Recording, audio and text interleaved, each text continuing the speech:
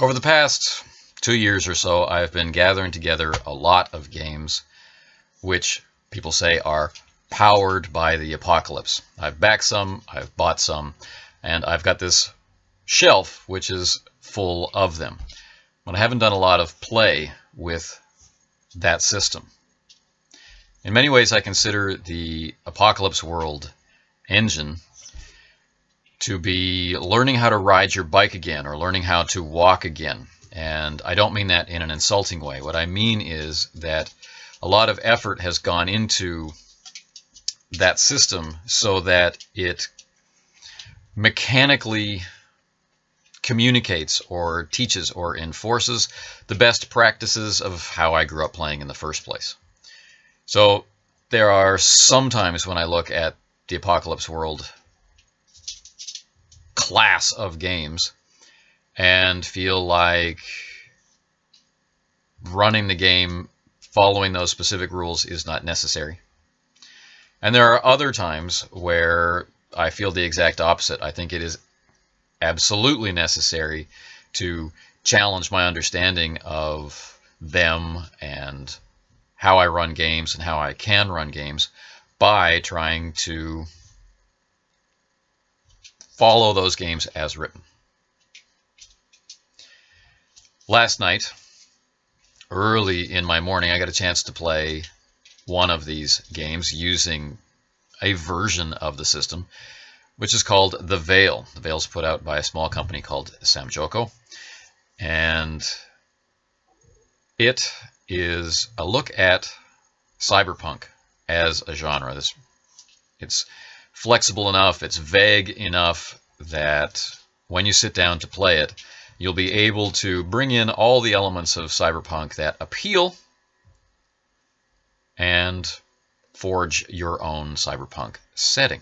So you could go anywhere from, leaning toward the highly modified, cybered up street samurai people on flying hover cycles with giant guns, to someone like Case in Neuromancer. So pretty broad spectrum is available. But whatever it is that you choose to play with The Veil, you're going to be focusing on how the character feels, the state, the mental state of the character, because that is the fundamental root of the system. Anytime you wish to interact, anytime you wish to do something, the mechanics are drawn from your state. Now, getting to play at all is really a testament to the idea of, if a group of people wants to try a game, wants to be able to play a game, then with determination and effort and attention to detail, they'll be able to make that happen. So, even though my schedule the last few months has been a nightmare and the last few days have been worse, we managed to play anyway. And what we were intending is, something that I consider to be an essential part of a healthy gaming group. Each of us is going to take the game out for a spin. No one person has the duty of carrying the game themselves and being the sole, arbiter of the game to the group. So there are 3 of us involved. You can find information about this session if you're interested here and on the Ivan Mike 1968 channel or on Same Old G's YouTube channel. We've organized this experiment into 9 sessions. We will each run the game for 3 sessions. Same Old G has gone first, and he's added in kind of an extra session, a prelude session to the first session. It was run just a little while before session 1, and it was to clarify some of the more unusual things about the character that Ivan is playing. So, Same Old G will run 3 sessions, then Ivan will run 3 sessions, then I will run 3 sessions, all involving the same small group of characters and their street-level interpersonal concerns in this megacity that we have put together in our Session 0, which we did record but is not currently available for sharing, but I hope at some point during this process it will come out. So Appalachian Heights, we call it. And it's a megacity that runs between Montreal and New York, encompassing the coast and everything in between. And our vision of cyberpunk is, very connected to the name of the game. Everything is obscured by something which looks very beautiful but is ultimately cold and perhaps dangerous. So our campaign is going to be taking place in the dead of winter. Samjoko refers to it as cold, so cold it burns. And so all the imagery that we're drawing on is of, lights reflected on ice and snow falling from a sky so high we can't even see it, obscured by the soaring towers of the rich and the elite, while we fumble around in the garbage and the trash on the street level. So, as I mentioned earlier, the veil focuses on the emotional or mental state of the character. And all of the associated moves and everything that you try are all linked back to that. What is the state that you are in? How long have you been in that state? How aggravated is that state becoming? All of these things are important, and all of these things, therefore, serve to inform the actual description and narration that you're making and form a de facto commentary on cyberpunk itself. So that's what makes this particular game so interesting, and I think what was behind the impetus for the three of us to put so much into making these sessions happen. If you have or don't have the game, the three characters involved are Ivan playing what's called the apparatus. And this is a playbook designed to help you evoke the type of artificial life character we've seen in stories in this genre. So we could think about Ghost in the Shell, we could think about the replicants from Blade Runner and that sort of thing. Artificial life. And Ivan has set the beliefs of his character to revolve around the nature of humanity. What does it mean to be human? And tied to that is the purpose of this apparatus's existence. So it was interesting. It seems a little bit high concept, and yet with the specific focus of these characters, these very personal concerns become the meat of play. Partly because of the other playbooks chosen, I think, and partly because the way that the playbooks focus your attention on who it is that you've created. Now, the character that Samjoko will be presenting and has presented in sort of a non-player character role so far is the Seeker. And this is someone who's looking for some kind of truth, such as a religious truth. And if you think back to Neuromancer, and the Rastafarians in space, you get maybe a sense of this. Some spiritual side, and the veil and the culture and all these things work together to serve as these, the unveiling of these holy mysteries. This is quite an interesting character, and he has his character set up as a street preacher. And finally, my character is from a playbook called The Dying, and they're on a very specific timeline. They're being wasted away by some kind of disease, and no one really knows what it is. But there are people out there that are dying of it. How did it start? Why? Is there a cure? These are all questions which might come to mind.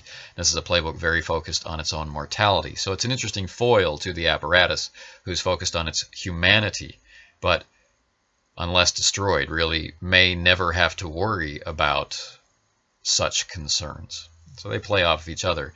And then in the face of onrushing death, in the face of perhaps a lack of soul, a lack of humanity, we have the Seeker in the middle, providing that spiritual context, that quest for meaning or significance. And all of the different beliefs that have been created for these characters form the web that drives the interactions between them. While the city swirls and whirls and engulfs itself in riots all around them. Immediate concerns being safety and employment and being fed and not being caught up in the rush of the riots. But at the same time, these are concerns that are soaring far above them. Their day-to-day concerns isolate them, freeze them out from the passion which is causing people to tear the city down. So at this point, I'm going to share a brief clip from the session. I think if you're interested in the Veil, and if you're interested in how it applies the Apocalypse World engine, that watching more of the session will probably be more illuminating. But at least with this clip, I can demonstrate how in framing action, the game turns away from the minutia of performing the action and instead focuses your attention on the mind and the heart of your character, and then gets you to share it. In this scene, the two characters have been very close to the heart of a riot, and they're cold, they're tired, they're hungry, and they want to escape from this particular scene and get on with their lives. So they start heading toward the closest place where they can get a good, cheap, hot meal, but they find themselves swimming upstream against the onrushing masses of people rushing into that part of town to join the riots. And this is what happens. If the Veil first, though. Yep, hang on. Yeah. All right. Rolling the literal bones. Oh, it's but a 6. Oh, wait. What's your emotion right now? The state. Yes. My state is sad, which is +1, making a 7. Well, okay, so now that's the thing that I just want to see. So it's not just about saying the state. So when you narrate your thing, you need to show us how lifting the veil makes you sad, or why you're sad. Meanwhile, you do that kind of thing, just to make sure we Sure. get in. Well, if you remember earlier in the conversation, it's like Tess was certain, absolutely certain, that Cadmus would live to see the completion of the building. Mm. And while he was kind of neutral when he left work, you know, that instantly was a reminder. And of course, every time he talks to the owner of the Bells, every time he talks to Sam, it's like, come on in, let's party, let's waste time. But he doesn't have any. So now they're going off to eat to get away from the fight, which he doesn't have time for. He should go somewhere tonight and try and see if there's anybody who looks like they have the same kind of symptoms that he does. Because tonight, like every other night, he's one step closer to the grave. So that's why he's sad. And that's why he doesn't want to waste time taking 30 minutes walking upstream to get to McDonald's. He wants to the fastest way to get there. Every moment is precious. The Veil has the capacity to take you very deep into the ideas you want to explore. Now, where we encountered some friction with the game is, of course, we are not regular Powered by the Apocalypse players. The way to play the game is not instinctual. It's still analytical. We decided to embrace that. We decided to demonstrate the way that we think learning how to play a game can be made comfortable and fun and enhance skill for everybody by having the books available, by being willing to stop even though cameras are rolling, by talking about how we think a rule should be interpreted, especially if it comes across as vague or if the jargon doesn't really trigger with us because we're not in the habit of playing a lot of Powered by the Apocalypse games. So while the live play is probably slow, there are efforts made to note what we like and don't like with how we're interacting with the system, and kind of promising each other, making a social contract that we will work on those things and help each other work on those things so that the play experience becomes the sort of smooth interaction with an Apocalypse World game that we want. And that will all be left visible in the trail of sessions that we leave in our wake.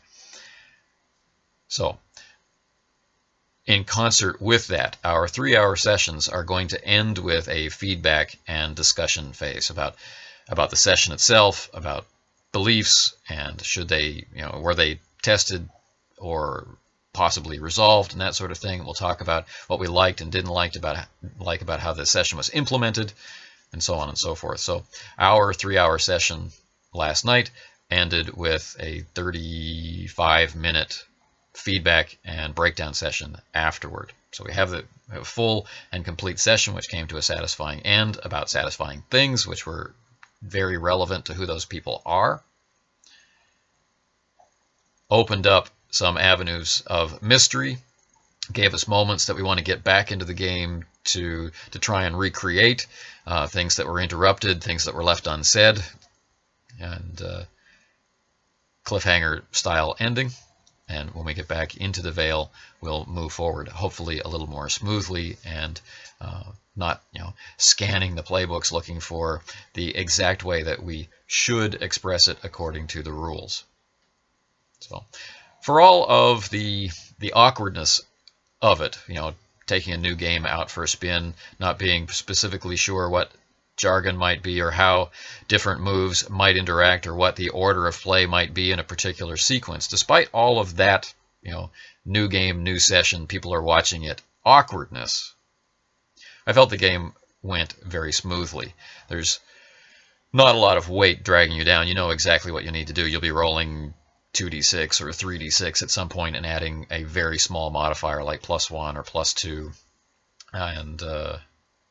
and really that's it. You're ticking marks, ticking little boxes off on your playbook every time something has been resolved or challenged in some way. So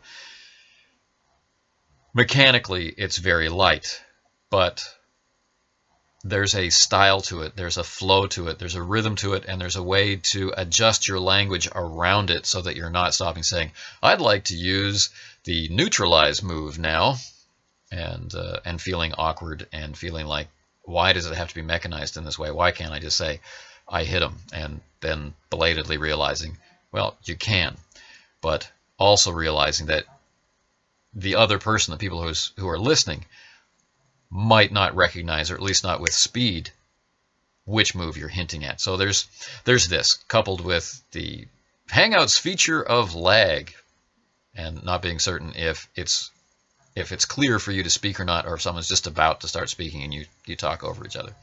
So these are my reflections of Session 1. I'm very much looking forward to Session 2. I really liked being able to take out an Apocalypse World engine game with more people, and not in a playtest environment, but in a building a campaign environment. And I'm very curious about the characters, and I want to see what happens to them.